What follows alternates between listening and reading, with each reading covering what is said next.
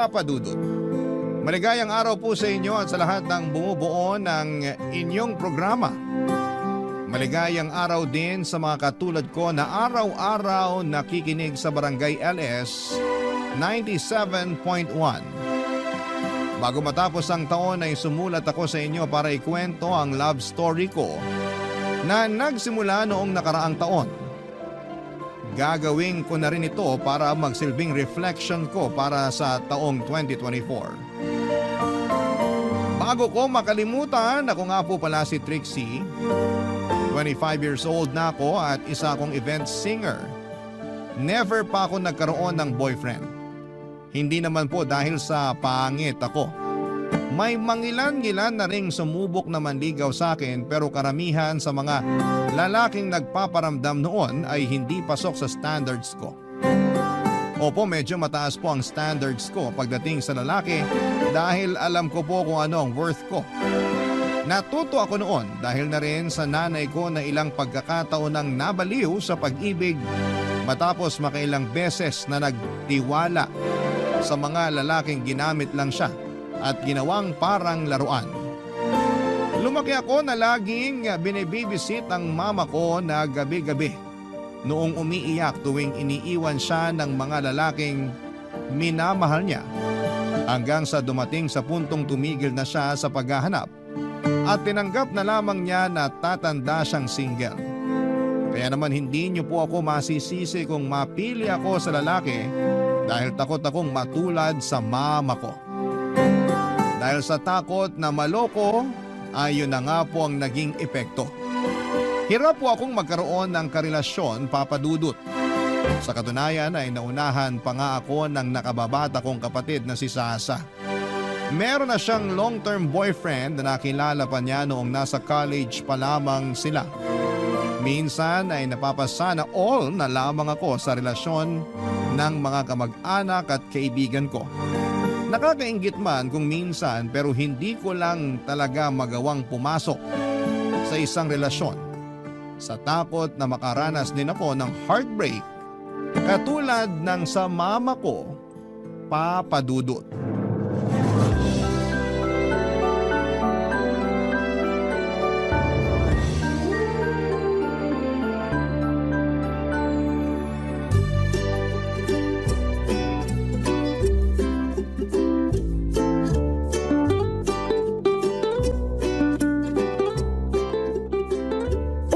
Sasa, 3 days na lang bago magpasko. Yee, nakaka-excite! Anong exciting dun? Malamig nga ang Pasko mo eh.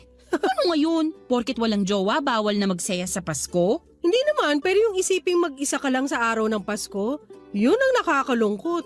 Ang tao, hindi kailangan ng jowa para maging masaya. Ginagawa mong personality ang pagkakaroon mo ng boyfriend. As if naman ikaw lang ang nakaka-experience niyan. Well, sa ating magkapatid, ako lang naman talaga yung naka-experience magkaroon ng jowa eh. So fact yun. Pwede ikaw na. Magpasalamat ka na lang at nakahanap ka ng lalaking matino at loyal. Hindi yung lagi mo na lang akong inaasar sa pagiging single ko. Ano ba kasing plano mo?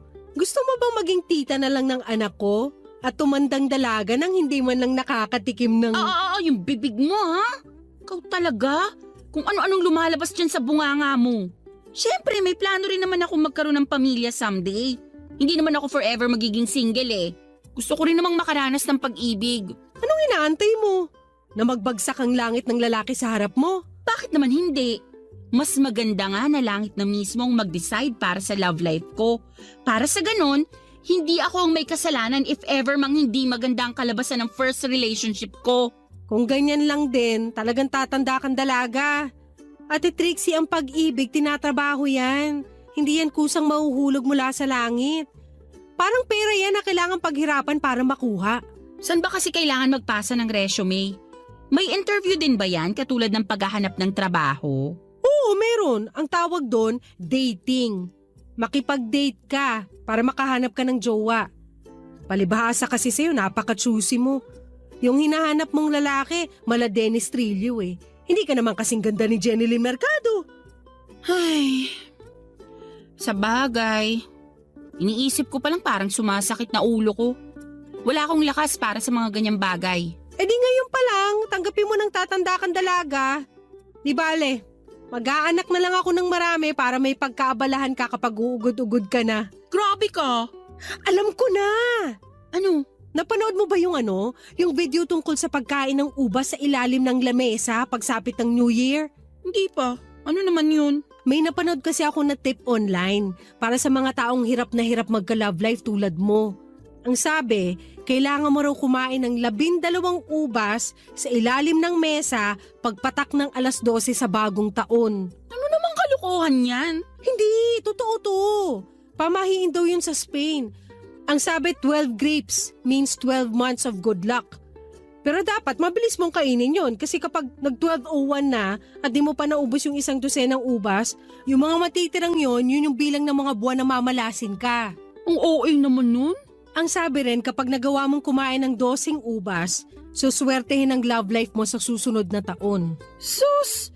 Nagpapaniwala ka sa mga ganyan? Gawin mo, wala namang mawawala eh. Malay mo, magka-jowa ka na. Anong klaseng ubas ba? Ewan ko, yung green yata. Basta, kahit anong ubas na lang. Bibilhan kita para sa New Year. Gawin mo yan ha. Parang sira naman to. Ano naman magiging itsura ko nun? Nagpuputo ka na sa labas tapos nasa ilalim ako ng lamesa? Gusto mo bang magka-jowa o hindi? Gusto. O edi gawin mo. Sabi ko nga, malay mo, palaring ka na sa pag-ibig sa susunod na taon. Hay nako, bahala ka dyan. Ginagawa mo pa akong utu-utu eh. Totoo to, ano ka ba? Bahala ka, kung ayaw mo edi wag. Tatanda ka na lang dalaga talaga. Bahala ka dyan, aalis na ako. Kakanta pa ako sa isang event mamaya. Saan naman? May company Christmas party akong nabook sa Taguig. Binayaran ako para mag-perform. Ay wow, bongga. Kailangan kumayod para may pera sa bagong taon. Yun ang totoong swerte. Basta, bibili pa rin ako ng ubas para sa bagong taon. Ikaw nang bahala kung kakain ka o hindi. Ayan ha, tinutulungan na kita. Ewan ko sa'yo. Minsan nakakasawa ring makarinig ng mga tanong kung kumusta na ba ang love life ko o kung may boyfriend na ba ako. Yun kasi ang laging tanong ng mga tao bilang conversation starter at sa totoo lang ay napapagod na rin akong mag-explain kung bakit ako single. Para kasing laging naipapamukha sa akin ang pagiging mapanglaw ng puso ko. Kaya naman bago natapos ang taong 2023 ay ipinangako ko sa sarili ko na bibigyan ko naman ang sarili ko ng boyfriend. Ano man ang mangyari pagpasok ng 2024. Kung kinakailangang babaan ko ang standards ko ay gagawin ko yon para naman maranasan ko na rin ang tinatawag nilang pag-ibig. Nakakahiya mang aminin pero ginawa ko ang pagkain ng isang 12 ubas sa ilalim ng lamesa na binanggit ng kapatid kong si Sasa. Ganon ako kadesperada noon dahil for the first time ay nagkaroon ako ng urge na danasin din kung paano ba talaga ang umibig. Noong 2023 ay nagkaroon ng malaking year-end party sa bahay ng pinsan ko. Nagsasama-sama kaming magkakamag-anak ng first time lang nangyari dahil umuwi ang mga pinsan ko mula sa US. Ilang kaibigan at dating kakilala rin ang dumalo sa party ng time na yon. Pagsapit naman ng 12:00 habang nasa labas ang lahat at masayang nanonood ng fireworks display, sa kalangitan ay palihim akong nagpunta sa kusina dala ang 12 ubas para gawin ang sinasabi ni Sasa na pampaswerte sa love life. Sa isang long table kung saan nakadisplay ang mga pagkain ay gumapang ako sa ilalim ng lamesa. At doon ay nagmadaling kinain ng 1 dosenang ubas, Papa Dudut.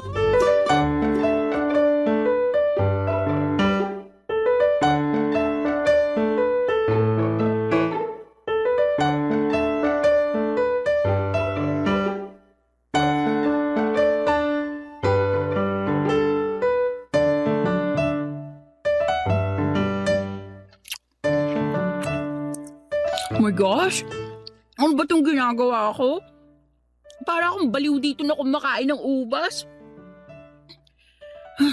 Sana naman pala rin ako ngayong 2024. Please lang, tadhana. Bigyan mo na po ako ng jowa. Oh, 12:01 na. Nakain ko naman yung mga ubas on time. Sana talaga totoo yung sinasabi ni Sasa. Makalabas na nga. Mamaya may makakita pa sa akin dito eh. Nakakahiya. Ay, pusala! Nagulat naman ako. Akala ko kung ano na yung gumagapang. Naku, sorry, di ko alam na may tao pala. Halika, tulungan na kitang tumayo. Salamat. Di ko talaga alam na may tao pala rito. Akala ko nasa labas na lahat eh. Teka, tama ba yung nakita ko? Galing ka sa ilalim ng lamesa? Oo. Kasi may hinahanap lang ako kaya napadpad ako sa ilalim. May chinek lang ako. Ikaw, anong ginagawa mo? Bakit ka gumagapang dito sa kusina ng pinsan ko? May hinahanap lang din ako. Mahina na yung mga mata ko eh, kaya kinailangan kong gumapang. Gumagapang habang may hawak na mangkok? Mangkok na may ano ba yan? Mga tangkay ba yan ng ubas? Oo, ano to? Tangkay nga ng ubas. Paborito ko kasi ubas eh. Okay. Mukhang alam ko na kung anong nangyari ah. Ha? Bakit? Ano ba sa tingin mong nangyari? Hulaan ko kung ba't ka gumagapang sa sahig. Galing ka rin sa ilalim ng mesa, no? Sige, aamin na ako. Tama ka, galing din ako sa ilalim ng lamesa. Kumain ako ng ubas. Pero mag-e-explain ako kung bakit. May nakita kasi akong video tungkol sa pagkain ng ubas sa bagong taon. Sabi nila, Pampaswerte sa love life. napanood mo rin yun? Hindi. Sinabi sa akin ng kapatid ko. Actually, ginawa ko nga rin eh. Kaya ako galing sa ilalim ng mesa kasi kumain din ako ng 12 ubas. Nakakatawa naman. Pareho pala tayo ng ginawa.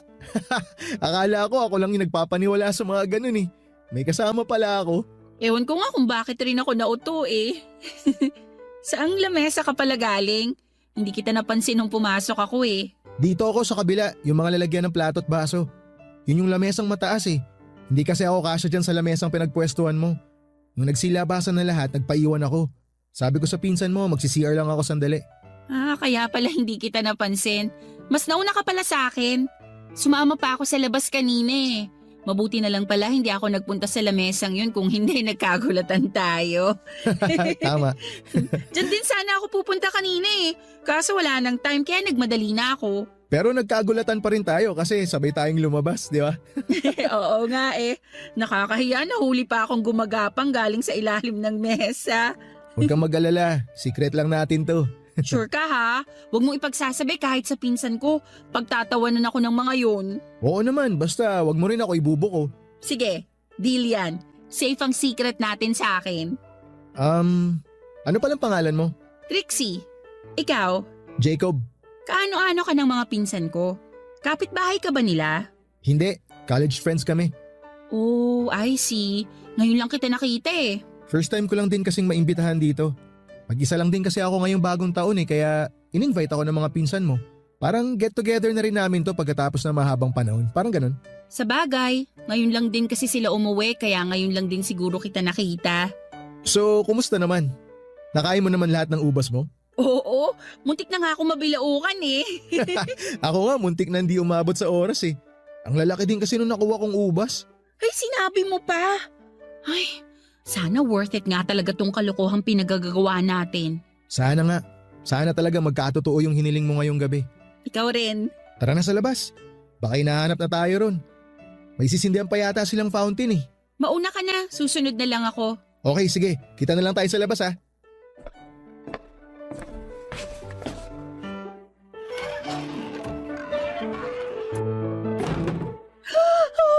Oh my gosh, Tadhana! Ang bilis mo namang samagot sa hiling ko. Ito na ba yun? Agad-agad? Hindi pa nga nadadigest sa bituka ko yung ubas na kinain ko. May ibinigay ka na agad? Kau talaga? The best ka! After salubungin ang bagong taon ay nagpatuloy ang party sa bahay ng pinsan ko. Noong time na yon ay nagpatuloy din ang getting to know stage namin ni Jacob. Hindi na kami nakapag-focus pa sa party dahil sa dami ng napag-usapan namin tungkol sa isa't isa. Nang nagsimulang lumiwanag ang kapaligiran dahil mag-uumaga na ay saka na lang kami nagkahiwalay ni Jacob. Pagkarating ko sa bahay ay natulog ako buong maghapon. Masasabi ko na naging maganda ang pagsalubong ko sa bagong taon ng 2024 dahil na-enjoy ko ang company ni Jacob. Papa Dudut, hindi naman talaga exactly gwapo si Jacob. May itsura siya pero hindi siya yung tipong mapapa-head over heels ang bawat kababaihan sa kanya. Pero masasabi ko na napakalakas ng karisma niya. May appeal siya na uubra sa mga taong ang hanap ay may humor at emotional intelligence. Lahat ng yon ay taglay ni Jacob Papadudut. Kaya naman sobrang na-enjoy ko ang maikling pagsasama naming dalawa sa naganap na year-end party sa bahay ng pinsan ko. Matangkad din siya at sobrang nitingnan. Mula ulo hanggang paa ay pansin kong alagang-alaga niya ang sarili niya, Papa Dudut. Barangay Love Stories. Barangay Love Stories. Sa Tagaytay kami nagpuntang magpipinsan kasama si Jacob para lang magkape, Papa Dudut. Spontaneous trip lang ang nangyari at napag-isipan namin habang nasa daan. Ang maganda sa pag-uwi ng mga pinsan ko ay wala kaming gastos dahil sila lahat ang nagbabayad tuwing lumalabas kami. Wala din naman kasi silang kasamang lumabas, Papa Dudut. Kami na lang ni Sasa ang inaasahan nila maliban na rin kay Jacob na college friend nila. 10 years nang nakatira sa California ang dalawang pinsan ko matapos silang kunin ng nanay nila doon na 30 years ng OFW. Since then ay ngayon na lang ulit sila bumisita sa Pilipinas. Kaya naman talagang sinulit nila ang bawat araw nila dito bago sila bumalik. Nagsimula raw ang pagkakaibigan nilang tatlo dahil sa online games. Noong college sila ay lagi nilang tambayan ang computer shop malapit sa school nila kung saan lagi nilang inuubos ang vacant time nila sa paglalaro.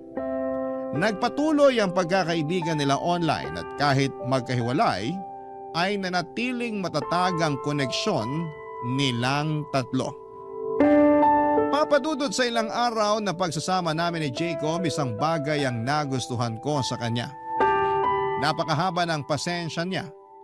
Kahit na minsan ay tinotopak ang mga pinsan ko, ay never kong nakitang nagalit o nainis si Jacob. Napakabait at magalang din siya sa ibang tao.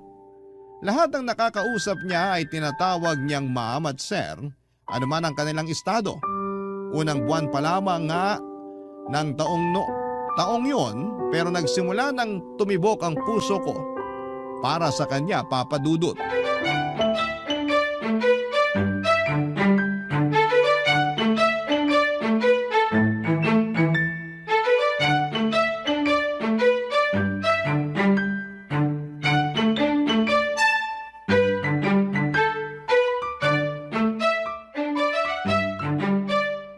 Masarap tong California maki na in-order mo.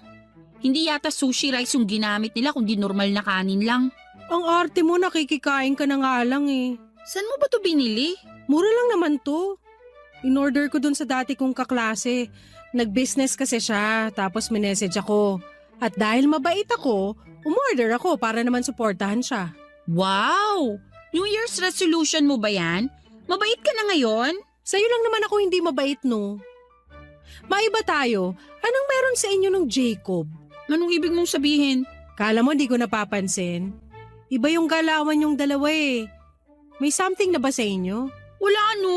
Asus! Nag-deny pa. Kulang na lang idikit mo sarili mo dun sa lalaki na magkakasama tayo sa Tagaytay. Mukhang tinutuo mo talaga yung promise mo sa akin na magjojowa ka na this year ah. Kakapalit pa lang ng taon, naglalandi ka na agad. Magkaibigan lang kami ni Jacob. Masaya siya kasama. Ano bang masama dun? Wala naman. Pero kung may nararamdaman ka sa kanya, hindi uubray ang pagdi-deny mo. Paano ka makakahanap ng boyfriend kung ayaw mong umamin sa feelings mo? Halata naman na may gusto ka ron eh. O sige, oo na. Type ko siya. O ayan, inamin ko na. Happy ka na? Ganyan. Kung maglalandi ka talaga, panindigan mo. Sa akin ka pa magsisinungaling eh, obvious naman sa pagmumukha mong bet mo yung guy. So ano naman nagustuhan mo sa kanya? Cute siya. Weh! Para sa akin, cute siya. Kaya itigil mo yung pagiging judgmental mo. Wala naman ako sinabi ha. Itsura mo pa lang kahit hindi mo sabihin, alam ko na kung anong iniisip mo. Hindi man siya cute para sa'yo, Pero para sa akin, oo. Malakas ang appeal niya at nakakadagdag sa karisma niya yung pagiging mabait niya. So mahilig ka sa good boy. Wala yan sa hilig. Basta ang sa akin lang, pasok siya sa standards ko. Sa bagay, cute naman kayo. Bagay kayong dalawa. Tingin mo? Oo! Kailangan mo ng lalaking mahaba ang pasensya. Kasi napaka-moody mong tao. Tuwing kabilugan ng buwan, nag-iiba yung ugali mo, kaya dapat lang na ang jowain mo ay yung malawak ang pangunawa. Ano namang masasabi mo sa kanya? Nakasama mo na siya kaya for sure, may impression ka na kay Jacob. Well, to be honest, okay naman siya. Hindi siya mukhang bobo. Madiskarte siya at saka marunong makisama. At tama yung sinabi mo, mabait siya. Kung ikaw ba, magiging type mo rin siya? First of all, magkaiba tayo ng taste kaya hindi ko siya mabebetan. Pero kung type mo siya, sino naman ako para mag-judge, 'di ba? Pangalawa, hindi ako mahilig sa mga lalaki masyadong mabait. Mabait na ako eh. So gusto ko yung medyo demonyo. At last but not the least, may boyfriend na ako kaya hindi na ako pwede magkagusto sa ibang tao. Sa tingin ko, bet din naman niya ako eh. Sinabi ba niya yan o nag-a-assume ka lang? Remember, never assume unless stated. Baka mamaya delusional ka lang pala. Hindi niya sinasabi pero mukhang may gusto rin naman siya sa akin. Sa bagay, first time mo pa lang naman kasi magmahal kaya naiintindihan kita. Pero payong kapatid, huwag mong paaasahin ang sarili mo sa isang bagay na hindi pa naman totoo. Huwag ka nagpapapaniwala sa pakiramdam mo lang. Dapat malaman mo sa kanya mismo ang totoo. Hindi yung hindi ka sure sa feelings niya tapos minahal mo na siya. Maniwala ka sa akin, ikaw lang din ang masasaktan sa huli. E paano ko malalaman kung gusto niya ako? Tatanungin ko? Wag mong gagawin yan. Huwag kang magmukhang desperada sa harap niya kasi baka ma-turn off siya. Ayaw ng mga lalaki sa babaeng naghahabol. Remember, hindi ka aso para maghabol ng tao. E ano gagawin ko? Huwag ka kasing magmadali. Magpakipot ka rin ng konti. Huwag mo masyadong ipahalata na bet mo siya. Chill ka lang. Sabi nga nila, it's not the destination that counts, but the journey. Kaya enjoyin mo lang yung chemistry niyo for the meantime. Aamin din yan sa nararamdaman niya pagtagal. Basta wag mo siyang pilitin kasi kapag pinilit mo, babahagang buntot nun. Ayaw ng mga lalaki sa commitment unless sila na mismo yung nag-decide. So, kapag decided na si Jacob, dun ka lang maniwala na bet ka niya. Matapos bumalik sa US ng mga pinsan ko ay nanatili ang closeness namin ni Jacob Papadudut. Nagpatuloy ang paglabas-labas naming dalawa. Katulad ng sinabi sa akin ni Sasa ay hindi ko masyadong pinaasa ang sarili ko. Kahit na may nararamdaman ako para kay Jacob noong time na yon, ay sinolo ko na lamang muna ito hanggat hindi niya sinasabi sa akin na nagugustuhan din niya ako. Itinuring ko na lamang muna ang relasyon naming dalawa bilang magkaibigan. Sa mga sumunod na araw ay mas lumalim pa ang pagkakaibigan namin ni Jacob. By that time ay sobrang open na namin sa isa't isa. Wala nang hiyaan sa pagitan naming dalawa at tapos na kami sa stage kung saan ay patuloy ang pagpapa-impress na ginagawa namin. Nagsimula na naming makita ang mga bagay na hindi kaaya-aya sa bawat isa at sa kabila ng mga yon, ay nanatili pa rin ang samahan naming dalawa, Papadudut.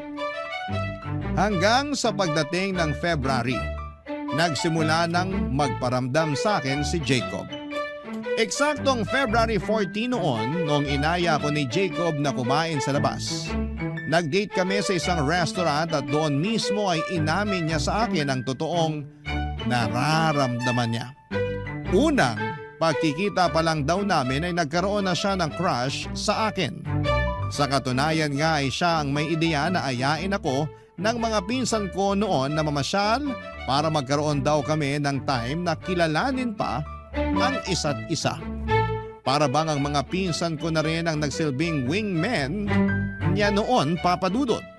Then after some time ay na-realize daw niya na nahuhulog na ang loob niya para sa akin. After ng confession niya, inamin ko na rin kay Jacob na matagal ko na rin siyang gusto. Doon na siya nagsimulang manligaw sa akin, Papadudut. Kalagitnaan ng March noong opisyal ko siyang sinagot, Papa Dudut.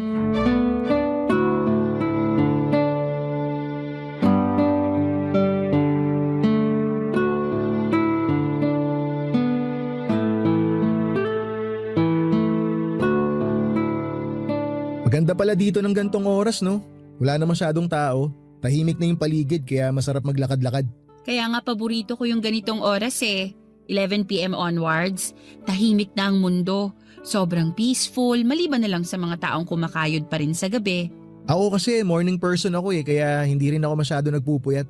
Ngayon lang. Sorry ha, mukhang kasalanan ko pa yata kung bakit magkaka-eyebags ka na. Ayos lang, syempre bilang boyfriend mo, hindi rin naman ako makakatulog habang hindi pa ako sigurado na nakauwi ka na ng safe mula sa mga gig mo. Kesa mag-alala ako sa bahay, mas magandang samahan na lang kita. Ay, nga pala, heto, may regalo ako para sa'yo. Hala, ano to? Buksan mo na! Oh my gosh, ang ganda! Infinity necklace yan, late gift ko.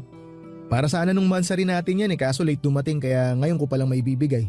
Thank you! Maliit na bagay lang yan. Ang cute-cute naman! 4 months na pala tayo. Ang bilis ng panahon, no? Isipin mo, last year, hindi tayo magkakilala. Pero dahil sa ubas, nagkita yung mga landas natin. Nakakatuwa nga pero naniniwala ka ba talaga na yung ubas ang rason kung bakit tayo nagkakilala? Yun naman talaga, di ba? Kung wala kang planong kumain ng ubas nung New Year at wala rin akong idea tungkol sa ubas-ubas na yan, hindi tayo magkikita sa kusina ng pinsan ko. Pero may chance pa rin naman na magkakilala tayo since nasa iisang lugar naman tayo ng oras na yun. Kung sa bagay, oo nga naman, pero ubas pa rin ang naging dahilan.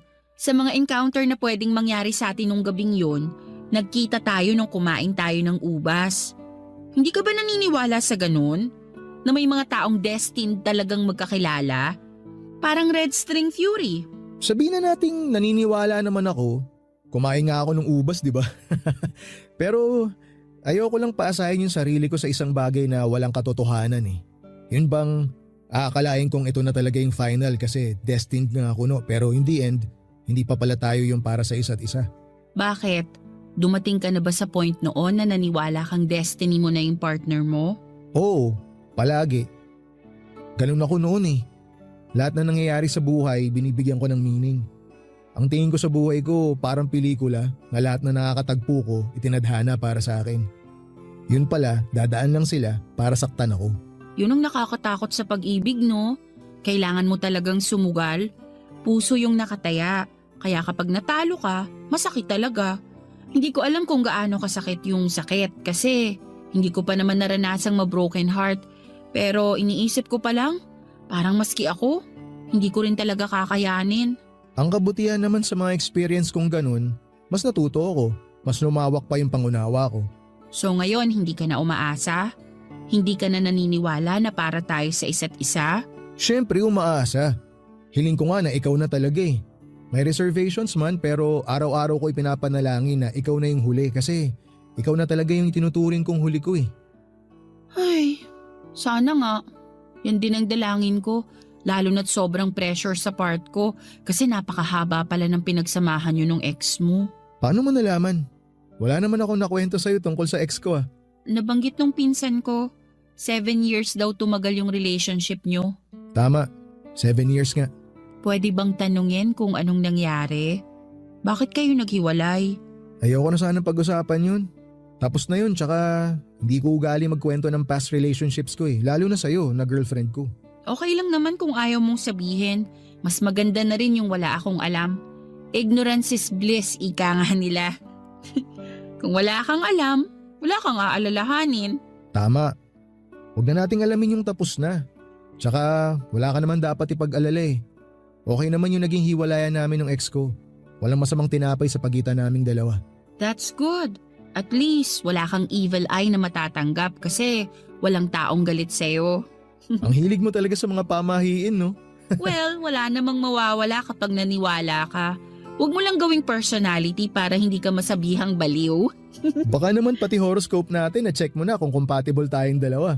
Ay, actually, matagal ko nang nagawa yan. Talaga? So ano sabi? Compatible ba tayo? Virgo at Taurus? Compatible naman, kasi pareho tayong earth sign. Nice. E di kung ganun, wala nang problema. Aligned naman pala, pati stars natin eh. Pareho nga lang tayong hard-headed, kasi ang earth sign minsan matitigas ang ulo. Iyon lang.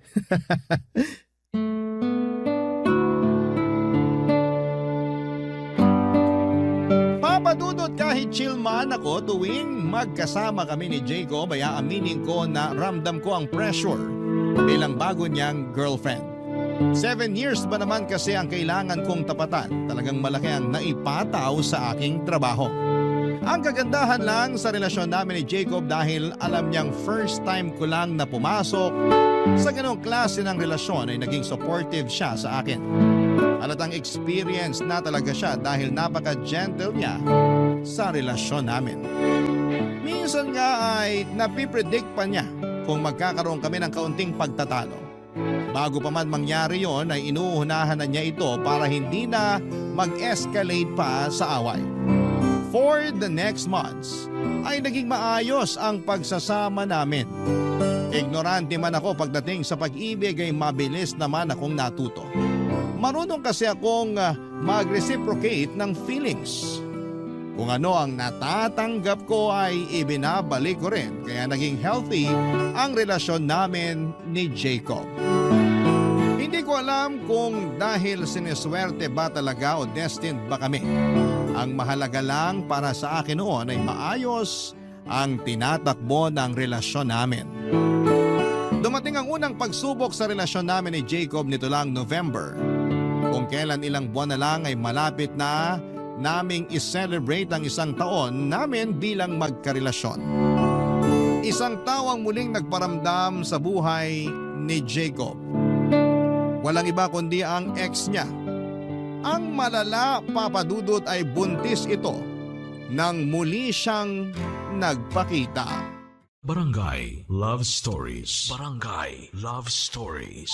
Papadudot, nalaman ko ang muling pagbabalik ng girlfriend ni Jacob mula sa kanya mismo. Yon ang maganda sa relasyon namin ni Jacob. Wala kaming tinatago mula sa isa't isa, papadudot.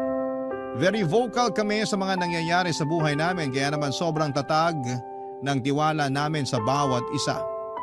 Pagkatapos niyang makita at muling makausap ang ex niya, ay nagkwento agad sa akin si Jacob. Aksidente raw silang nagkita sa isang event at doon ay nalaman niyang buntis ito, papadudot. Nung una ay natakot at kinabahan ako noong narinig kong buntis ang babae. Ang unang pumasok sa isipan ko, kaya siguro sila nagkita ng girlfriend niya ay dahil baka siya ang ama ng dinadala nito. Pero hindi pala ganon ang nangyari. Ang dinadalang baby ng kanyang ex ay bunga raw ng pagmamahala nila ng current boyfriend niya na that time ay fiancé na pala niya. Nakahinga ko nang nalaman kong engaged na pala ang ex ni Jacob at malapit na itong ikasal.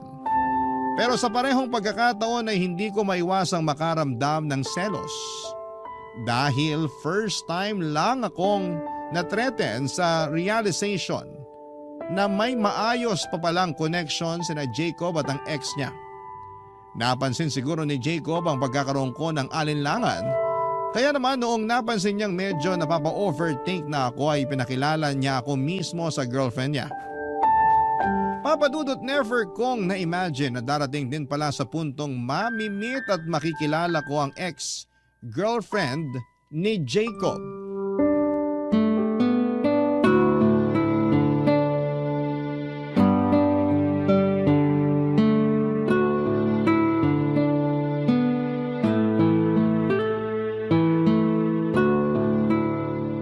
So, kumusta naman yung eyeball nyo ng ex ng jowa mo?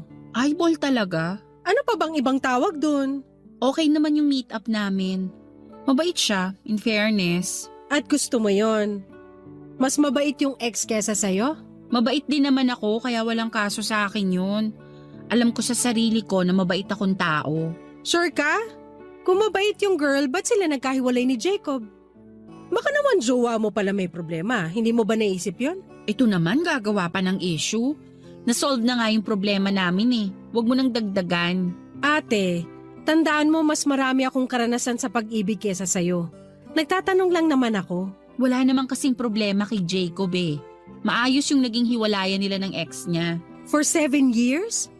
Yung mga ganong katagal na relasyon, walang maayos na hiwalayan yung mga ganon. Ano ba talagang gusto mong palabasin? Na may something silang dalawa? Sino ba naman kasing boyfriend ang ipapakilala yung current girlfriend niya sa ex niya? Gawain ba yun ng matinong tao? Ipinakilala niya ako sa ex niya kasi nag-overthink ako. Nagkita kaming dalawa para matapos na yung worries ko. Para masigurado na wala nang problema sa kanilang dalawa. Na masaya na sila sa kanya-kanya nilang buhay. So, wala ba talaga? Wala nga. Ang kulit mo naman eh. Ikakasal na yung girl. Actually, invited nga kaming dalawa sa kasal nila eh. Ganon? Oh my gosh, ang weird talaga. Hindi ka lang kasi sanay makakita ng mag-ex na mature mag-isip. Hindi na issue kina Jacob at sa ex niya yung nangyari sa kanila dati. Nakapag-move on na sila sa naging hiwalayan nila. Kaya hindi na problema kung magkaayaan pa sila sa kasal. Ganun sila ka-okay at ganun na sila kasaya sa sarili-sarili nilang relasyon at buhay. Okay, sabi mo eh. Kung totoo man yan, edi good. So pupunta kayo sa kasal? Oo naman. Nakakahiya naman kung hindi kami pumunta. Pinadalhan kami ng invitation eh. Tinanong mo ba si Jacob kung gusto niyang pumunta? Sa akin niya binigay yung desisyon. Kung gusto ko raw pumunta, pupunta kami. Kung ayoko, di rin siya pupunta. Nag-decide ako na pumunta na lang. Kasi bakit naman hindi? At talagang gusto mo makipaglaro sa apoy, no? Paano kung biglang mag-runaway bride itong ex at tumakbo paalis ng altar kasama si Jacob? Ikaw kung ano-ano talagang pumapasok sa isip mo. Hindi to telenovela ha. Nasa totoong buhay tayo. Ay hindi! Ang mga telenovela inspired yan sa totoong buhay. Ewan ko sa'yo. Sinisira mo peace of mind ko eh. Ano ba talagang gusto mong mangyari? Pagdudahan ko si Jacob? Binibigyan lang kita ng senaryo na pwedeng mangyari. Hindi mangyayari yon. Malaki ang tiwala ko kay Jacob. At isa pa, mukha namang mahal na mahal nung ex niya yung mapapangasawa niya eh. Nung nag-usap kami, wala siyang ibang binabanggit kundi kung gaano siya kasaya sa current love life niya. Bakit nga ba kasi naghiwalay si Jacob at yung ex niya? Mahaba-haba na rin yung 7 years ha? Sayang yun. Ano ba nangyari? May third party bang involved? Walang third party. Ang kwento nila sa akin na wala na lang daw basta yung spark. Para bang naubos na lang yung pagmamahal nila sa isa't isa. Hindi na nag-work yung relationship nila. Hindi na sila nag-grow as a person. Sa huli, nag-decide sila na maging friends na lang. Pinalaya nila yung isa't isa para subukang magmahal ulit. Nakakilala si ex ng bagong lalaki, tapos nakilala naman ako ni Jacob. Tapos sasabihin mo, hindi mala telenovela yung kwento mo? Ang dami ko nang napanood na ganyang pangyayari. Ang exage mo rin naman kasing mag-isip. OA na OA eh. Whatever, kung saan kayo masaya, doon na rin ako. Kung wala rin naman palang problema, edi mabuti. Basta siguraduhin mo lang na goods na yung ex niya. Sigurado kang hindi mo na yun pagseselosan. Hindi na, kasi mature na rin ako mag-isip. Kaya nga kami a-attend ng kasal eh, para ipakitang okay na okay ang lahat. Eh di wow. Papadudot walang rason para paghinalaan ko si Jacob dahil sa 8 buwang pagsasama namin, wala siyang ibang ginawa kundi ang buuin ang tiwala ko sa kanya. Doon ko nga na-realize kung gaano kahalaga ang tiwala sa pagitan ng 2 taong nagmamahalan. Kung hindi ito matibay, mahihirapang magtagal ang isang relasyon. Kaya dapat bago pasukin ang mundo ng pag-ibig ay wala kang daladalang emotional baggages na maaaring sumira sa pagtitiwala mo sa partner mo. Sa kabila ng mga sinabi sa akin ni Sasa, mas nagtiwala ako sa boyfriend ko at sa pagmamahal na ipinapakita at pinaparamdam niya sa akin. 2 choice lang naman kasi yan. Yan ay ang maniwala ka sa partner mo o pagdudahan mo lahat ng ginagawa niya. Mas pinili ko ang una at buong puso ko siyang pinagkatiwalaan, Papadudot. Ang kapalit noon ay never sinira ni Jacob ang tiwalang ibinigay ko sa kanya. Very transparent kasi si Jacob kaya lahat ng nangyayari sa buhay nito ay updated ako kaya naman wala nang lugar sa puso't isipan ko ang pag-overthink. Gabi bago ikasal ang ex ni Jacob ay naghahanda na ako noon para sa gagamitin kong damit kinabukasan. Nang bigla akong pinuntahan ni Jacob sa bahay para sabihin ang balitang mas mabuting wag na kaming magtungo sa kasal ng ex niya. Tinawagan na raw niya ito at nagpaalam na hindi na kami makakadalo. Nagulat ako sa naging desisyon niyang yon, pero noong tanungin ko siya kung bakit niya yon nagawa ay mas humanga ako sa kanya, Papa Dudut.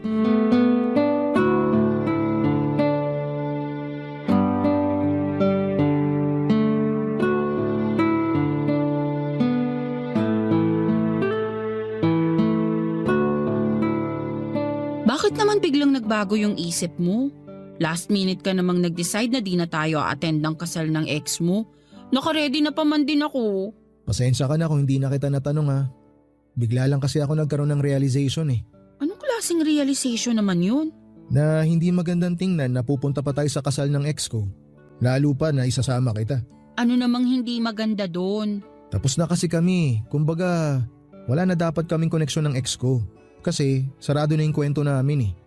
Hindi na dapat namin dinadagdagan pa yung memory sa pagitan naming dalawa. Pareho na kaming nag-decide na tapusin ang lahat eh. Ngayon kung patuloy kaming magiging ganito, para saan pa tinapos namin ang lahat, di ba? Eh baka naman yun yung closure na inaasahan niya. Gusto niyang makita mo siyang ikasal para mapatunayan niyang masaya na siya sa bagong buhay niya. Para saan pa? Pumunta ako o hindi, matutuloy pa rin naman yung kasal nilang dalawa eh. Hindi nila kailangan yung presensya ko para matuloy yung kasal nila. Ganon din ako. Hindi ko kailangan yung presensya ng ex ko para lang patunayan na mahal kita. Tsaka nakakainsulto yun sa part nyo ng mapapangasawa niya.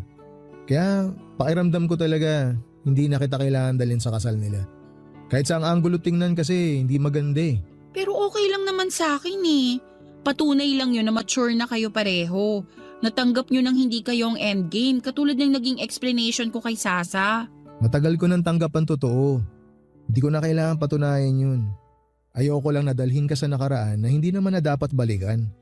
Ayoko rin kasing maging parte sa bagong buhay na binubuo ng ex ko ngayon. Ganon din ako.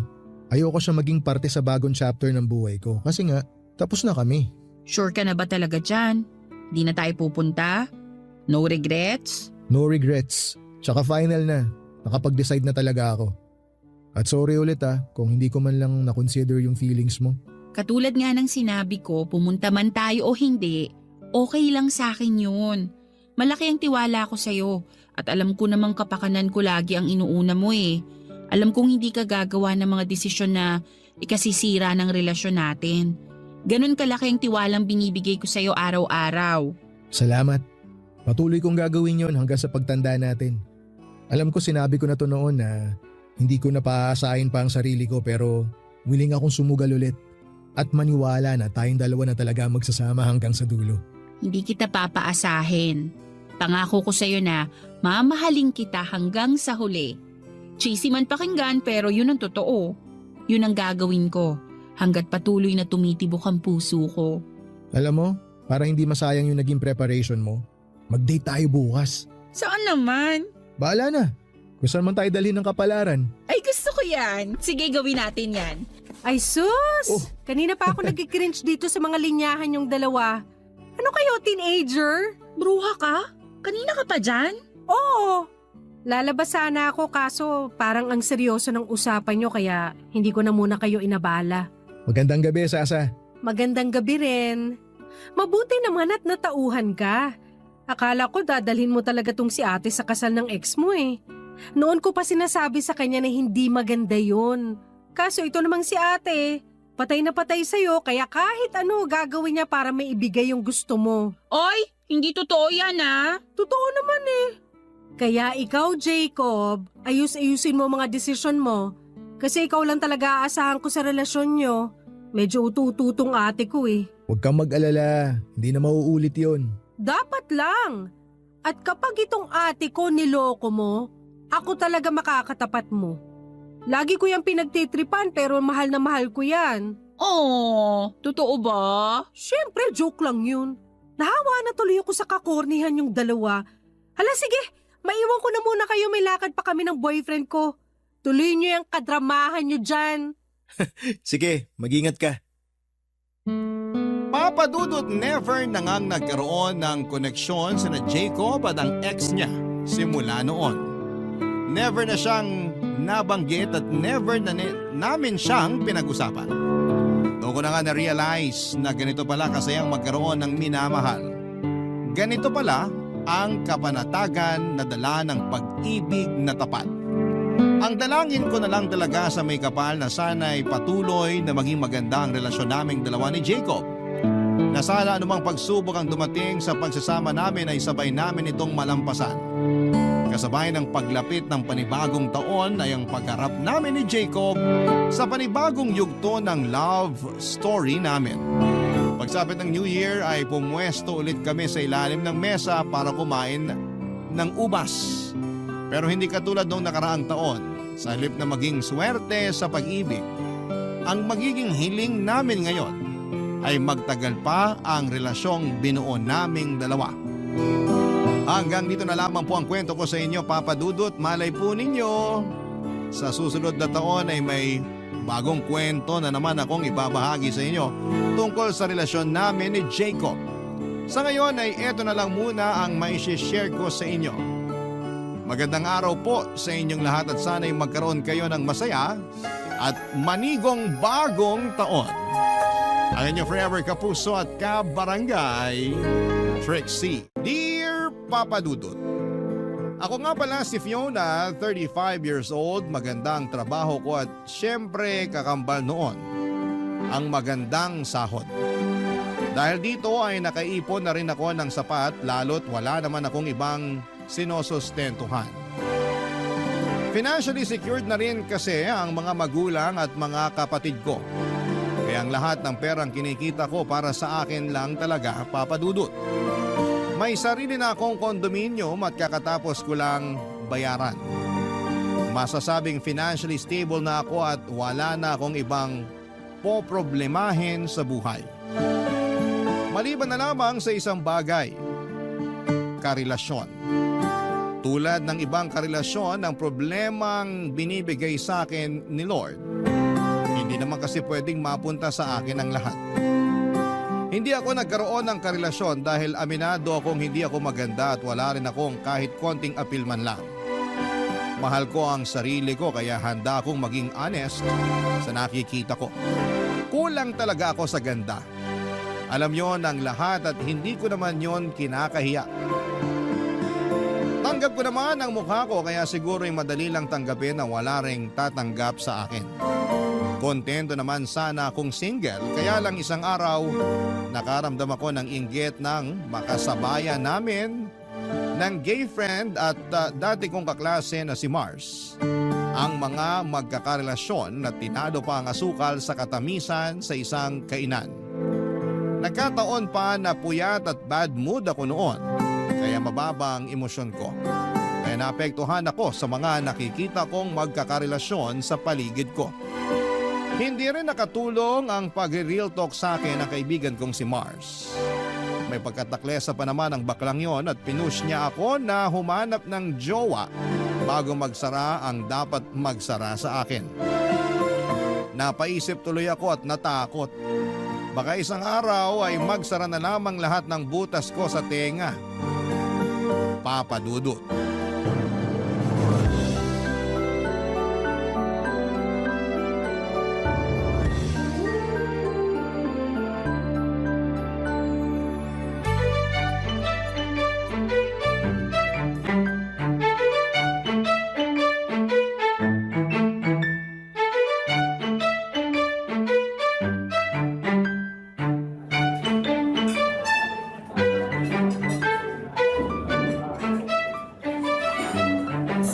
Bakla, tignan mo yung nasa table sa kaliwa mo. Minumukbang ng lalaki yung bibig ng babae. Grabe! Liempo ba yan, kuya? Samantalang ikaw, Ano na naman?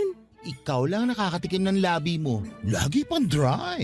So wala ngang titikim, ano magagawa ko? Ganun na lang yon. Tatagapin na lang ang kapalaran na wala nang titikim sa labi na yan. Change topic. O sige, change table tayo. Yung table na malapit sa cashier, tingnan mo oh. Hinahatian ni Kuya ng manok yung girlfriend niyang masiba.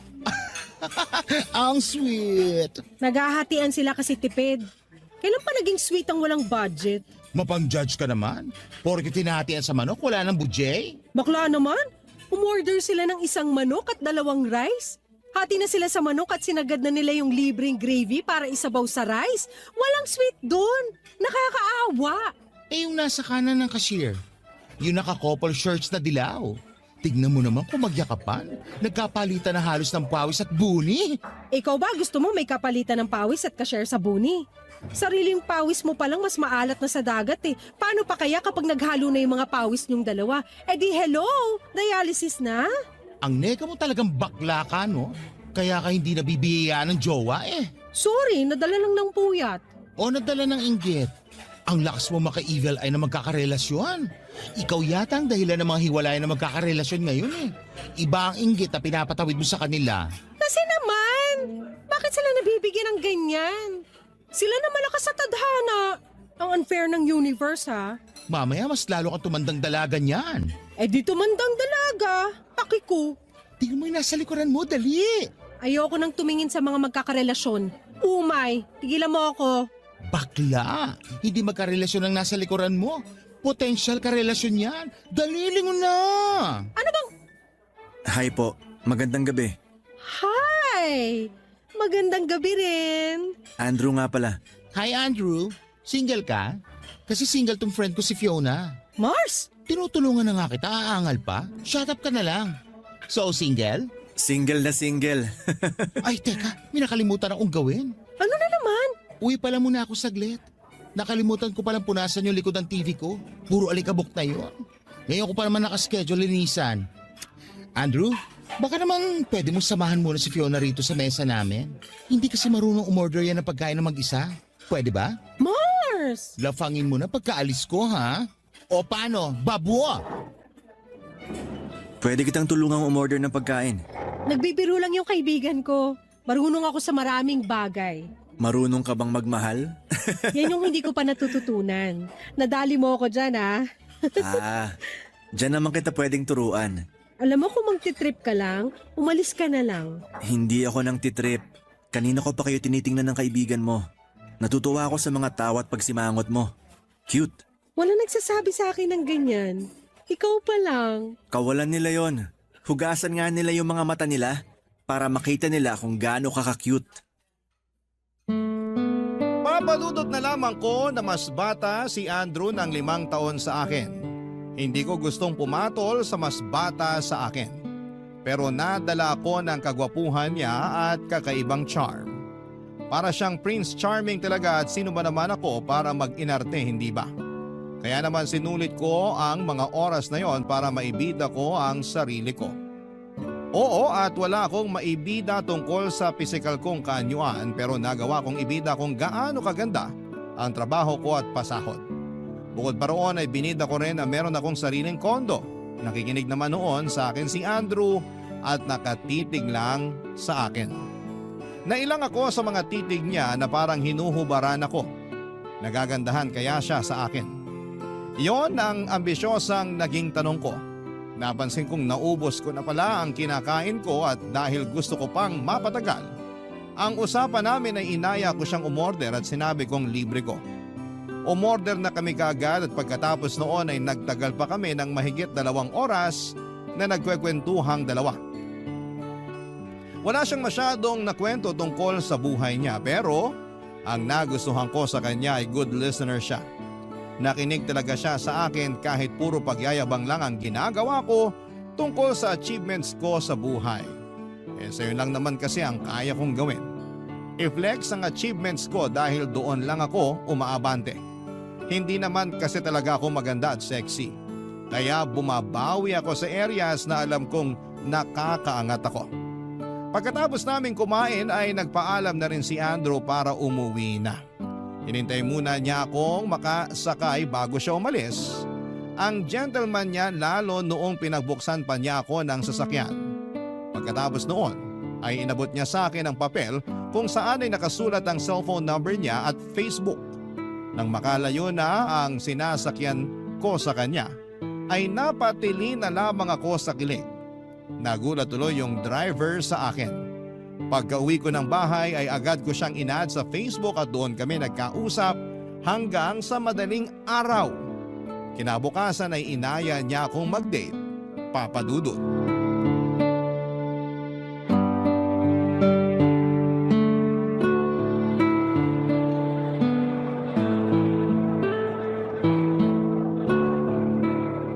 Alam mo, may aaminin ako sa'yo. Dati kang lalaki o dati kang sayote? O both? Saan naman ang galing yung hula na yan? Kaloka ka. Sayote talaga? Lalaking sayote? Biro lang. Gusto lang kitang patawanin. Bigla ka kasi nagseryoso dyan eh. Hindi ako sanay. Ngayon ko palang naranasan na ma-date. Seryoso to walang halong biro. Ikaw pa lang talaga. So hindi ka dating sayote? Hindi ka dating lalaki? Hindi ka dating lalaking sayote? Lahat hindi. At hindi rin ako mahilig sa sayote para lang alam mo, team papaya ako pagdating sa tinola. May pagkakaiba na agad tayo. Team sayote ako sa tinola. Pero Andrew, maiba lang ako. Ano yun? Hindi ka man lang ba nababahala kahit konti? Nababahala saan? Na wala akong experience sa pakikipag-date. Mas gusto ko na yan kesa yung banat na sa pakikipag-date. Parang kaya na akong manipulahin nun eh. Nakakatakot. Ay, kinakabahan ako.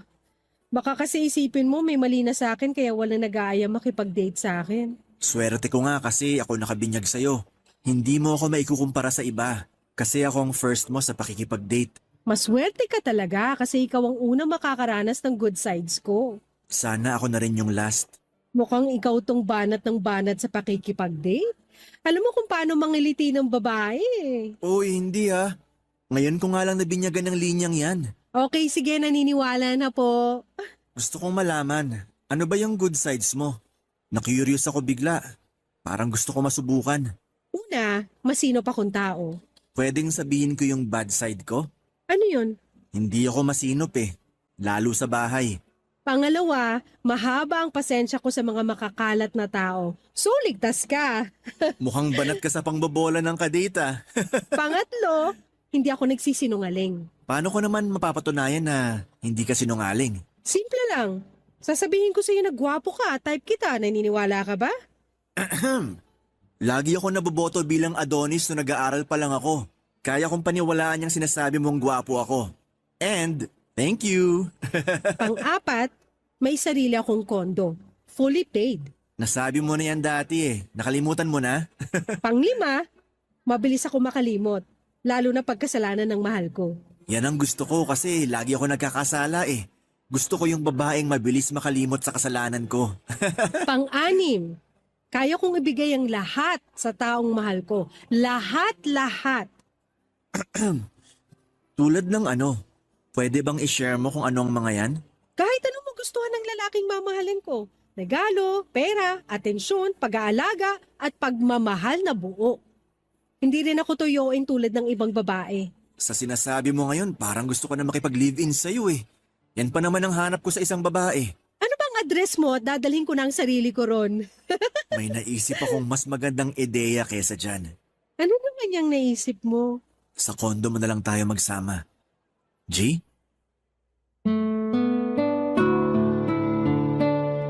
Ang akala ko noon, Papa Dudut, ay nagbibiro lang si Andrew nang sabihin niyang gusto niyang magsama na kami sa kondo ko. Kaya lang tinignan niya ako ng matagal at doon ko nakitang seryoso siya at gusto niyang pumayag na ako kaagad. Hindi ako agad nakapagsalita dahil hindi ko naisip kailanman na may lalaking gustong makipag-live-in sa akin. Manliligaw nga noon wala yung makakasama ko pa kaya sa iisang bahay. Saka pangalawang date pa lamang namin yon. Baka naisip agad niyang magsama na kaming dalawa sa anong paraan. Masyado ko bang nabenta ang sarili ko sa kanya kaya niya ako nilataga na magsama na kaming dalawa. Napa-order ako ng isang orange juice. Kahit punong-puno na noon ang sikmura ko. Parang bigla akong nauhaw sa gustong mangyari ni Andrew. Hindi pa rin siya umiimik noon at nakatitig lamang sa akin. Hinihintay ang sagot ko. Hanggang sa naisip ko na wala nang ang ibang lalaking gustong manligaw sa akin. At si Andrew, handa akong samahan sa kondo ko. Handa akong mahalin. Ano pa ang dapat kong ikaarte? Gwapo siya at nakakakilig ang mga salita niya. Saka kapag tinanggihan ko siya, gaano ako kasigurado na meron pang ibang lalaking darating? at mag-o-offer ng katulad ng sa kanya. Parang wala naman na. Kaya naman bago pa dumating ang in-order kong orange juice, ay nag-decide na ako. Sinabi ko sa kanya na ready na akong patirahin siya sa kondo ko. Nagulat nga ako nang biglang tumili si Andrew. Natawa na lamang kaming pareho sa inasal niya. Masaya lang daw siya na pumayag ako dahil gusto na raw niyang masubukan lahat ng binibida kong ugali ko sa kanya ng mga panahong yon, Papa Dudut. Barangay Love Stories. Barangay Love Stories. Papa Dudut, mabilis lang ang mga pangyayari. Wala pang isang linggo ay naplano na namin ni Andrew kung paano siya makakalipat sa kondo. Tinulungan niya akong iayos ang kondo para magkaroon siya ng space para sa mga gamit niya. Sinabi naman niya sa akin na damit lang ang kukunin niya sa bahay niya. Pero sinabi ko na lamang kahit ano pa yung kunin niya sa bahay niya ay ayos lang. Maluwag naman ang kondo ko at binida ko rin sa kanya bago pa siya makapunta doon. At noong nakapunta na siya sa kondo ko ay namangha talaga siya. Mas lalo tuloy niyang gustong makalipat kaagad. Kaya hindi na namin pinatagal pa ang lahat, Papa Dudut. Pinuntahan namin ang bahay niya para tulungan ko siyang maghakot ng mga gamit niya. Hiniram ko ang van ng pinsan ko para maggamit namin. Nabilib na naman lalo sa akin si Andrew dahil lahat daw kami sa pamilya namin ay may maayos na buhay. Napangiti na lamang ako pero lihim akong napakilig dahil may lalaki akong napabilib. Pagkarating namin sa bahay niya ay nagulat ako na andon ang 65 years old na nanay niya. Doon ko nalaman na kasama pa rin pala niya sa bahay ang nanay niya. Silang dalawa na lang ang magkasama sa buhay dahil wala palang nakilalang ama si Andrew. Mabait naman ang nanay niya. Mabilis ko lang ding napakisamahan ng maayos noong simula. May mga pagtataray lang nung umpisa pero nakuha ko rin kaagad ang loob niya dahil sa pag-assure ko na magiging okay din ang lahat. Yun ang unang beses na may makilala ako na nanay ng boyfriend ko. Nakakatuwa naman ang mga pangyayari. Yon ang naglaro ng matagal sa utak ko, Papa Dudut.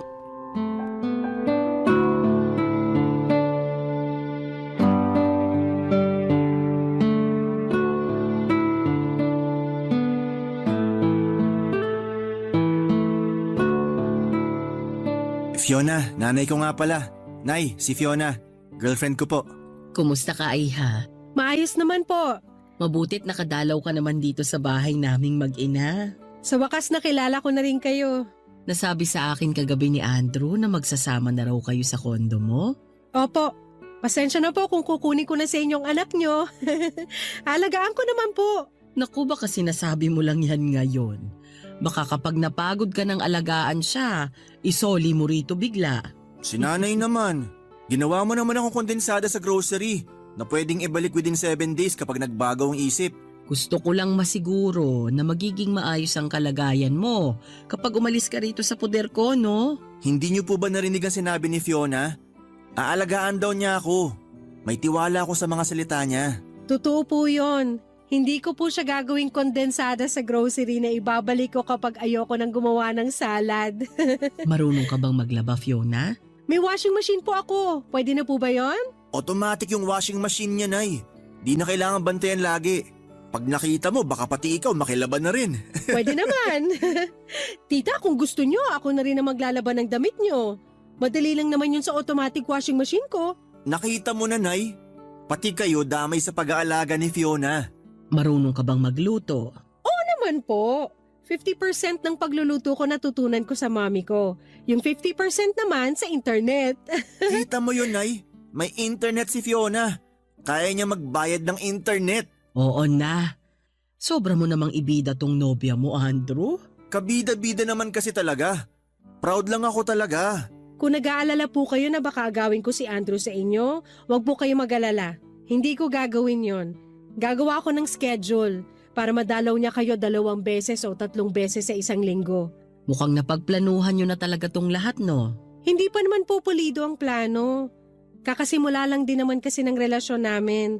Biglaan din po yung plano na magsama na kami. Sigurado bang hindi lang kayo nabibigla sa mga desisyon ninyo? Mahirap yung pabago-bago ang isip. Hindi po. Nasa tamang edad naman na kami ni Andrew at sigurado kung wala nang atrasan to. Ang gusto ko lang ay maalagaan si Andrew tulad ng ginagawa ko sa kanya. Yung hindi siya pababayaan. Nako, expert si Fiona sa pag-aalaga, Nay. Sinaing nga niya, hindi niya mapabayaan. Ako pa kaya? Di ba, Fiona? Sobra mo talagang ibenta si Fiona sa akin, Andrew ah. Nakakahalata na ako. Ganon mo na ba talaga kagustong umalis dito sa bahay natin? Hindi naman, Nay. Binibida ko lang si Fiona sa inyo. Kasi gusto ko makita niyo na tamang babaeng napili ko. Totoo ba yan, Andrew? Tamang babae ba ako para sa'yo? Makikipag-live-in ba ako sa'yo kung hindi? Sa harapan ko pa talaga kayo nagharutang dalawa. Huwag ka na mainggit, Nay. Ngayon na aalis na ako rito sa bahay, pwede ka nang tumanggap ng manliligaw. Pwede ka namang mamili ng ili-live-in mo rin. Andrew? Tigilan mo nga ako? O sige na, mag-empake na kayo ron para hindi na kayo gabihin sa daan. Ayos! Andrew, ikaw muna magsimula sa pag-iempake. May ipapabalot lang ako kay Fiona na baon nyo sa daan para hindi na kayo magluto pagka uwi ninyo. Damihan mo, Nay ah. Mukhang mapapagod ako sa pag-iimpake. Kailangan ko ng maraming kakainin. Fiona, sisimulan ko na mag-impake ah. Damihan mo yung babalutin.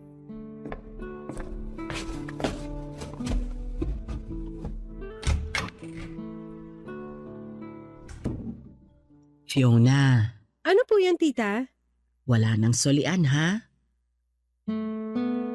Wala nang solian. Ano ang ibig sabihin doon ng nanay ni Andrew?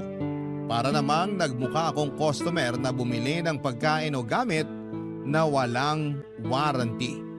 Pero hindi ko in-overthink pa yon, Papa Dudut.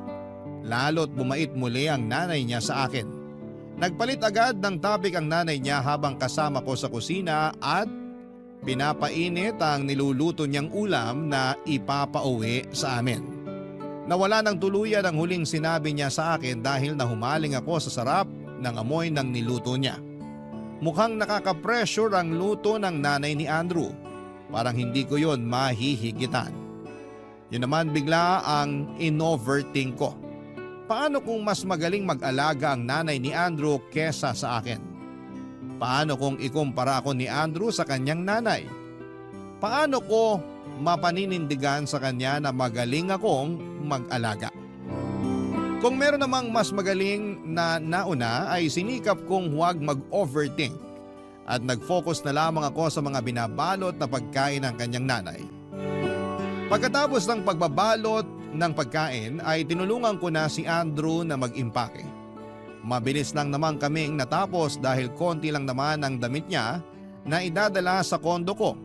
Wala rin naman siyang ibang dinalang gamit maliban sa mga koleksyon niya ng cards at ibang anime figurines.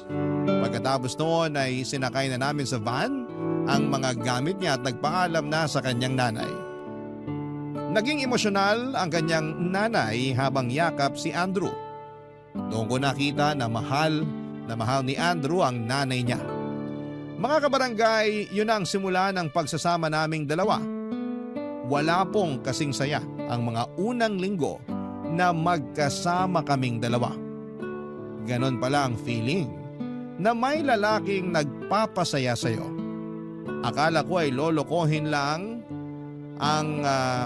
kalokohan lamang ang mga nababasa ko sa Facebook at mga napapanood ko sa TV.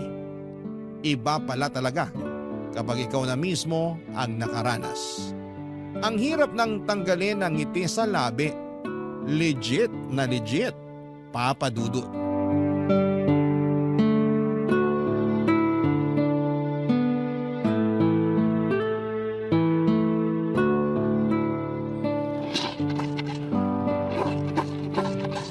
Mangawit ka dyan, kanina ka pa. Ha? Kanina ka pa kasi nakangiti habang kinukusot yung brief ko. Mabango ba? Ang lambot kasi ng tela ng brief mo. Nakaka-enjoy kusutin. Bakit ba hindi mo na lang sinabay dun sa mga ibang nilalaban mo sa washing machine? Gagaspang lang ang kamay mo dyan. Alam mo namang paborito ko ang malambot mong kamay. Pag underwear kasi dapat hand wash para hindi masira.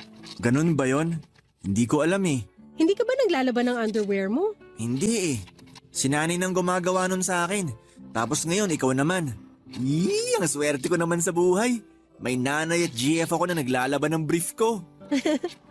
Hindi ko nga sana lalaban to mga brief mo, kaya lang napansin ko hindi ka na nagsusuot ng brief kapag lumalabas tayo. Naubusan ka na pala. Nahiya kasi ako na ipasuyo sa'yo na laban yung brief ko eh. Humahanap lang ako ng tamang timing. Buti na lang nakaramdam ka. Wala rin naman kasi akong ginagawa ngayon kaya sinabay ko na sa paglalaban ng mga panty ko. Thank you ah. At least ngayon siguradong lalaban mo na mga brief ko sa susunod kahit hindi ko sabihin. Kaya kita mahal eh. Hayaan mo, ibibida ko ulit to kay nanay kapag dumalaw ako sa kanya bukas. Pupunta ka bukas sa nanay mo? Diba kakadalaw mo lang doon kahapon? Nagpapamasahe ng paa si nanay. Natapilok daw sa hagdanan. Asikasuhin ko lang tapos uuwi rin ako agad dito sa'yo. Bukas kasi nakaschedule ng general cleaning natin dito sa kondo. Ang dami na kasing kalat dito sa bahay. Hindi mo na ako kailangan dyan. Mas magaling ka maglinis kesa sa akin. Baka makasagaba lang ako. Parang hindi pa nga kita nakita naglinis ni minsan. Paano mo ako makikitang naglilinis? Eh hindi ko alam kung paano yan. Ikaw talaga? Hindi ka talaga marunong maglinis? Akala ko kasi tinatamad ka lang. Magkahalo eh. Tamad tsaka hindi marunong. Eh ano lang pala ang alam mong gawaing bahay? Wala eh. Si nanay kasi ang gumagawa lahat ng trabaho sa bahay namin. Na-enjoy niya yon kaya hinahayaan ko na lang. Eh anong ginagawa mo? Nilalambing ko siya. Yung parang paglalambing mo sa akin? Tumpak! Effective naman daw yon para ganahan at ma-inspire si nanay sa pagtatrabaho sa bahay. Pero hindi pa busy na rin ang nanay mo sa trabaho niya sa munisipyo niyo? Magaling mag-multitask si nanay. Pwede ka magpa-seminar sa kanya sa ganyan. Bilib ako ron. Kaya niyang pagsabayin mga gawaing bahay tapos trabaho niya. May sideline pa siya para dagdag kita.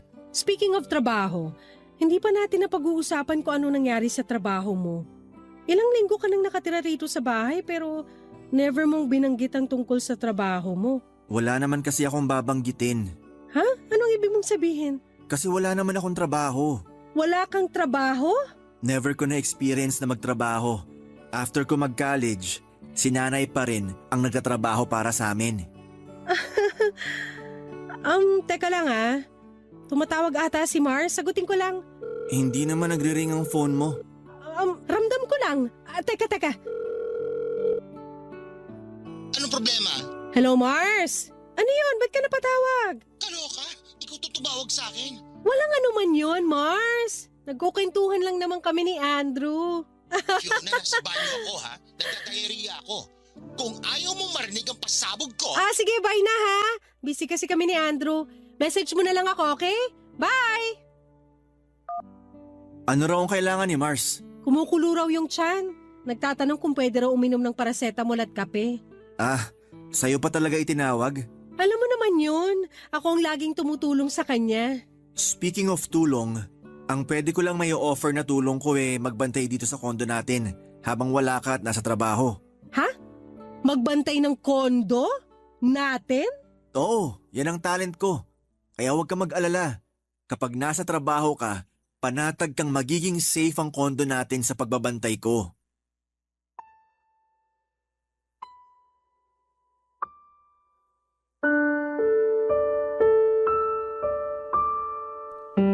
Napanganga na lamang ako sa mga sinabi ni Andrew, Papa Dudut. Doon bumagsak ang mundo ko. Wala na nga siyang alam sa mga gawaing bahay, wala rin siyang trabaho. Bakit ba inuna kong pumayag na makisama sa kanya sa kondo ko kesa tanungin ang ibang detalye sa buhay niya? Hindi na lamang ako umimik pa, Papa Dudut. Hinayaan ko siyang mangawit ang bibig sa kakangiti. Akala niya ay nakaka-proud ng mga sinabi niya sa akin.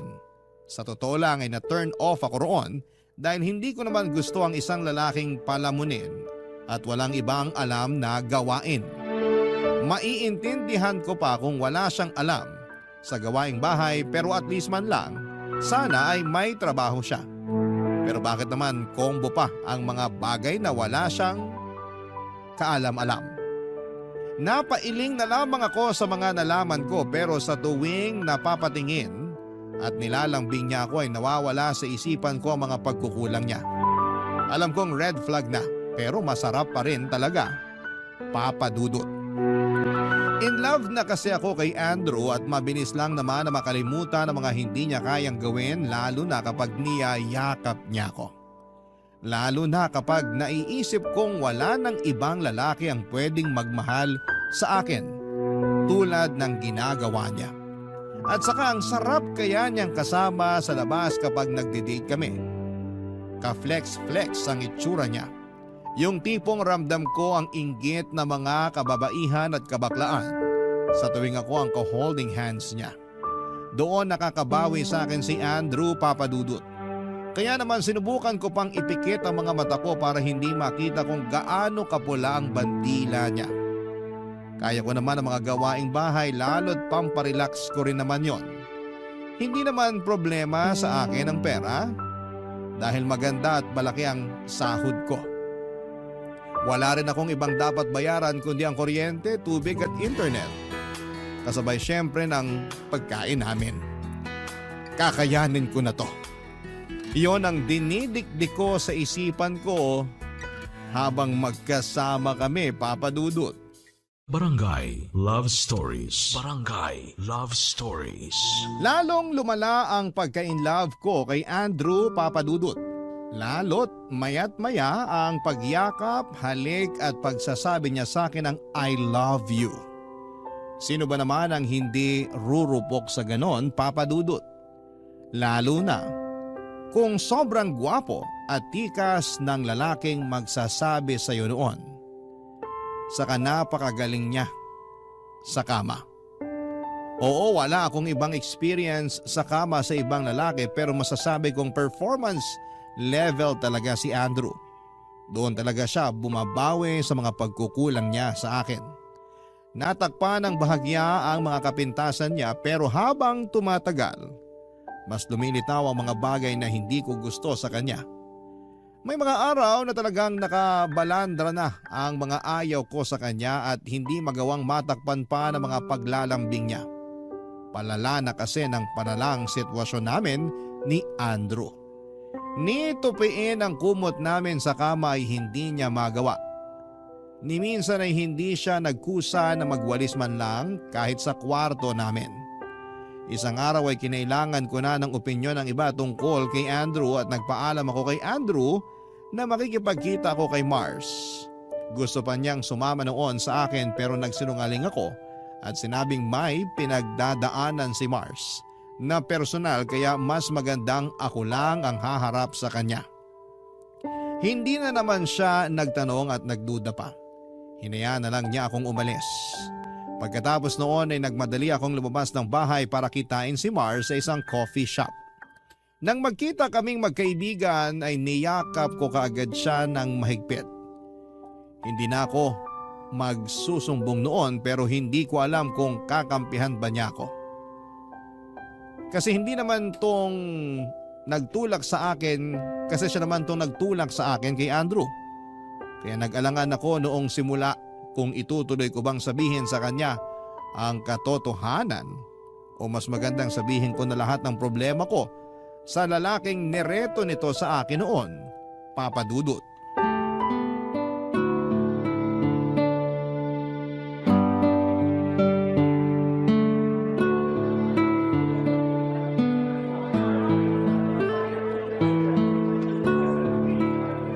Bakla ka? Grabe higpit ang yakap mo, ha? Kulang na lang mabali na to spinal cord ko. Sorry na. Nalulungkot na kasi ako eh. Pwede naman maging malungkot ang hindi nang babali ng buto? Kaloka ka?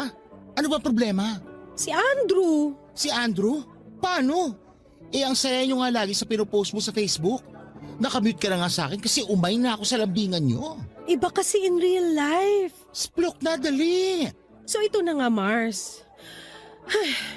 Alam mo bang pabigat si Andrew sa akin? Paanong pabigat? Tinadaganan ka ba? Di ba enjoy yun? Sana nga ganun na lang lagi pero hindi. Paano nga? Ni minsan hindi siya tumulong sa mga gawaing bahay. Ni hugasan yung basong pinag-inuman niya ng tubig, hindi niya magawa. Talo ko pa yung may baby na inaalagaan eh. Baby mo naman talaga siya, di ba? O hindi na to joke ha? Pinapagaan ko lang ang sitwasyon mo.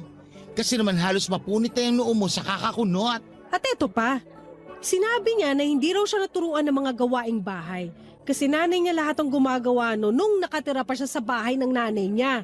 So kahit isang gawaing bahay, walay talaga? As in walay? Mars, ako pa naglalaban ng brief niya na ang daming stain. Kaloka! Nalaman ko lang na hindi siya marunong maglaba nung natambakan na siya ng mga lalabhan tapos wala na siyang brief na magamit. Huwag mo sabihin sa akin na nung naubusan siya ng brief, yung panty mo naman ang... Ginamit niya yung pink na panty ko. Yung paborito ko. Na-stretch tuloy yung garter. Ang lala, Fiona! Wait, there's more. Kumapit ka, Mars. Ano? Wala rin siyang trabaho. Wala pang trabaho? O kakaalis lang sa trabaho? Never naka-experience magkaroon ng trabaho. Ha?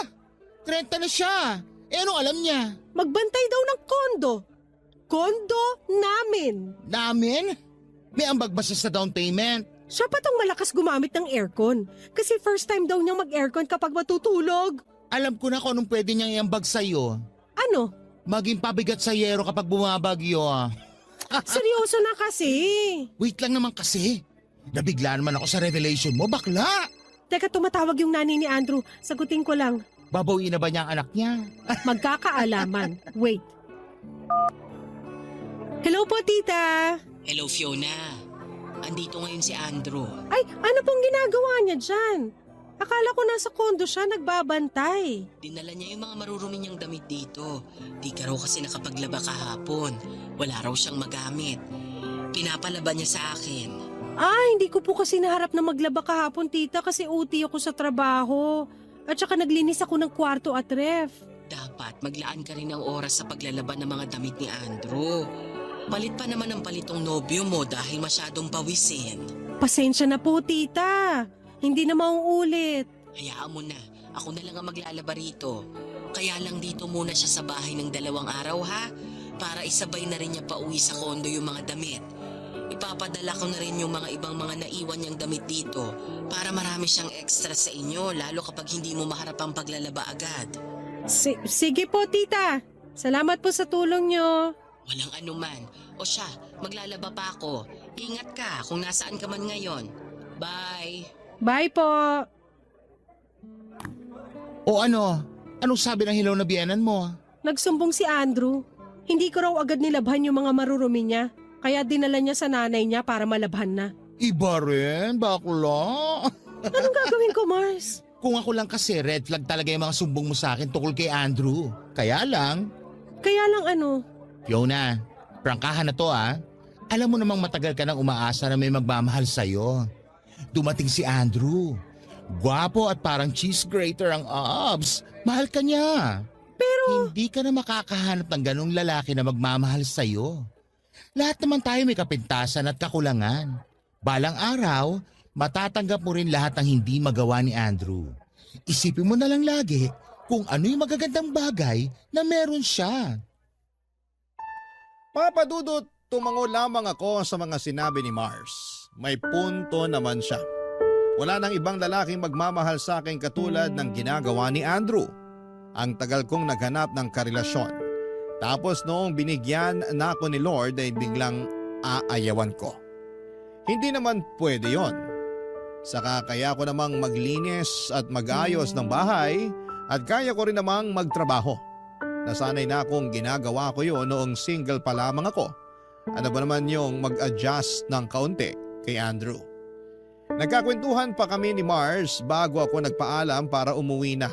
Excited na akong umuwi ng kondo dahil masosolo ko yon ng 2 araw dahil hindi nga uuwi si Andrew. Weird yon para sa akin dahil dati nalulungkot ako ng mag-isa kaya lagi akong nagpapasama kay Mars. Pero nang time na yon ay parang ang sarap lang magpatugtog ng malakas na music at sasabayan ko ng pag-inom ng wine at pagpapapak ng mga natitirang pagkain sa ref. Habang wala si Andrew ay nagsimula akong muli sa pag-aayos ng kondo. Ang saya ko rin naman talaga kapag naglilinis. Pagkatapos noon ay nag-video call pa kami ni Andrew. Namiss na raw niya ako at nagpapasundo na siya sa akin. Patuyo na rin daw kasi yung mga damit niya kasi umaraw ng matindi sa lugar nila. Sinunod ko naman ang sinabi niya, naligo lang ako at saka pumunta na sa bahay nila. Nang makarating ako roon ay nakita ko siyang nakahilata sa sofa habang nagpapapak ng popcorn na ginawa ng nanay niya. Nasa kusina noon ang nanay niya at naghahanda na para sa hapunan. Sinalubong ako kaagad ni Andrew at saka niyakap. Na-miss daw niya ako at aaminin kong na-miss ko rin siya. Inoffer niya ang popcorn at pinatabi niya ako sa kanya. Pagkatapos noon ay lumabas na ang nanay niya mula sa kusina para salubungin naman ako. Masaya ang nanay niya, Papa Dudut. Abot hanggang kisame ang ngiti nang makita ako.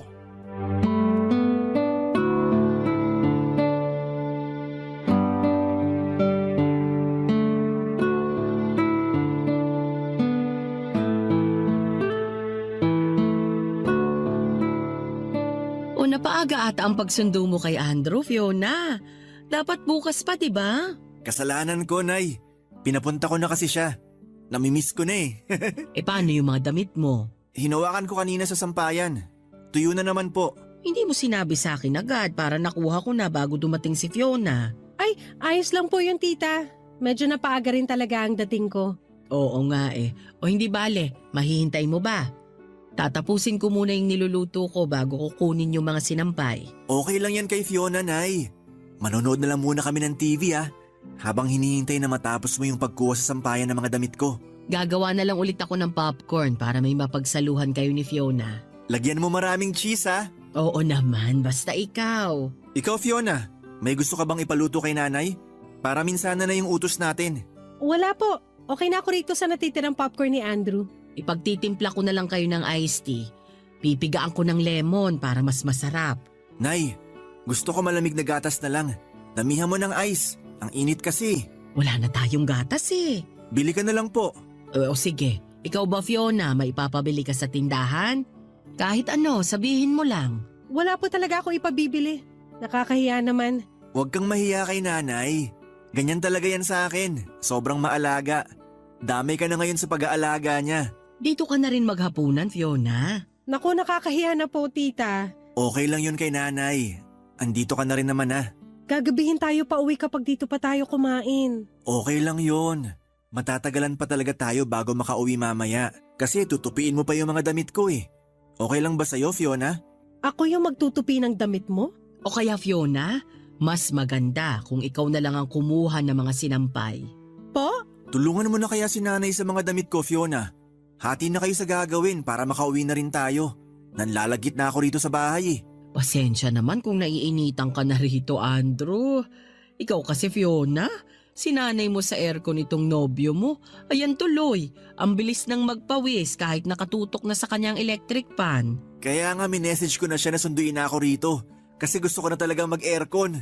Kapag makakaluwag-luwag ka, Fiona, baka naman pwedeng maambunan mo rin ako rito ng aircon para kapag dumadalaw si Andrew, komportable siya. May nakita ko na kasil sa mall, Fiona. Mura lang. Ako na magbubuhat kapag nabili mo na. Gusto ko yan. Ay, wala namang pressure, Fiona. Pero kung mas mapapaaga ang pagbili mo, di sobrang salamat. Teka lang, parang ayoko na. Ha? Andrew, isusoli na kita sa nanay mo. Ano? Di pa sinabi ko nang walang solian? Ginawa mo naman akong kondensada sa grocery, Fiona. Ayoko nang bumalik dito. Gusto ko na sa'yo. Mapag-uusapan naman natin to, Fiona, di ba? Nahihirapan na kasi ako. Lahat na lang trabaho at obligasyon ko. Sorry, Andrew Sorry po, tita. Pwede naman nating paghatian ng pag-aalaga kay Andrew. Kung gusto mo, ako na lang ang maglalaban ng mga damit niya. Pero dapat susunduin mo rito mga labahan ko, Fiona. Kasi hindi na pwedeng bumiyahe ng malayo si nanay. Hindi na kaya ng tuhod niya. Tuwing Lunes at Martes naman, pwedeng dito siya matulog para may oras ka na maglinis ng kondo nyo. Kondo ko yun. Akin yun. Akala ko ba iisa na lang tayo? Akala ko rin eh. Pero narealize ko, mas gusto ko na lang palang mag-isa. Ayoko nang bumuhat ng iba. Huwag mo naman akong gawing kondensada, Fiona. Tapos ng warranty ko. Hindi ko kailangan ng kondensada sa salad ko. Aalis na po ako. Thank you na lang sa lahat, Andrew. Nagmadali na akong tumakbo palabas ng bahay nila, Papa Dudut. Hinabol ako ni Andrew para pigilan. Nakiusap siya sa akin na huwag ko raw siyang iwan sa bahay ng nanay niya. Masaya na raw siya sa kondo namin. Inulit ko sa kanya na kondo ko yon. Niyakap niya ako at sinubukang halikan pero tinulak ko siya. Aminado naman kasi ako na may epekto pa rin ang mga lambing niya pero kailangan kong maging matatag. Hindi na ako pwedeng magpadarang sa kanyang itsura at sa katotohanan na siya lang ang pumatol sa akin. Agad ako nagpara ng taxi at nagmadali ng umuwi, Papa Dudut. Pagkatapos noon ay umiyak ako sa loob ng kondo ko. Oo, at malungkot na muli na mag-isa ko. Pero hindi na ako mahihirapan at mai-stress sa kakaisip sa pag-aalaga ng iba. Nung na-realize ko kung gaano kahirap ang umakay at bumuhat ng iba ay doon na natapos ang pag-iyak ko. Tinawagan ko si Mars para ikwento ang lahat. Natahimik din siya at hindi inaasahan na makakayanan kong bitawan si Andrew. Para pagaanin ng mga pangyayari ay nagbiro na lamang si Mars tungkol sa pagiging pabigat ni Andrew. Binanggit din niya na maswerte na nakuha na ni Andrew ang lahat ng damit niya dahil nagpalaba ito sa nanay niya kaya wala na akong kailangan pang isoli dito. Nagkatawanan kaming dalawa at pagkatapos ng tawag na yon ay nahiga na ako sa kama. Masosolo ko na sa wakas ang kama. Nang mapagod akong humiga ay saka ko naman dumiretso sa kusina. Bigla ako nag-crave ng kondensada. Pagbukas ko ng ref ay nakita ko kaagad ang kalahating lata ng kondensada. Nagpainit na ako ng pandesal at saka ginawang palaman ng kondensada. Tahimik po akong kumakain ng pandesal sa kusina ng kondo ko. Walang kahati sa pagkain at napakatahimik. Napangiti ako. Yun ang kailangan ko, kailangan kong ma-enjoy ang pag-iisa. Dahil balang araw, kapag papayagan ng Diyos ay magkakaroon na akong muli ng kahati sa pandesal at kondensada. Yung kahating hindi lamang sa pagkain kundi pati na rin sa mga pasanin sa buhay. Maraming salamat po sa Barangay LS 97.1 sa pagbasa ng aking liham. Isa po ako sa inyong masugid na tagapakinig. Ang inyong kapuso at kabarangay forever, Fiona.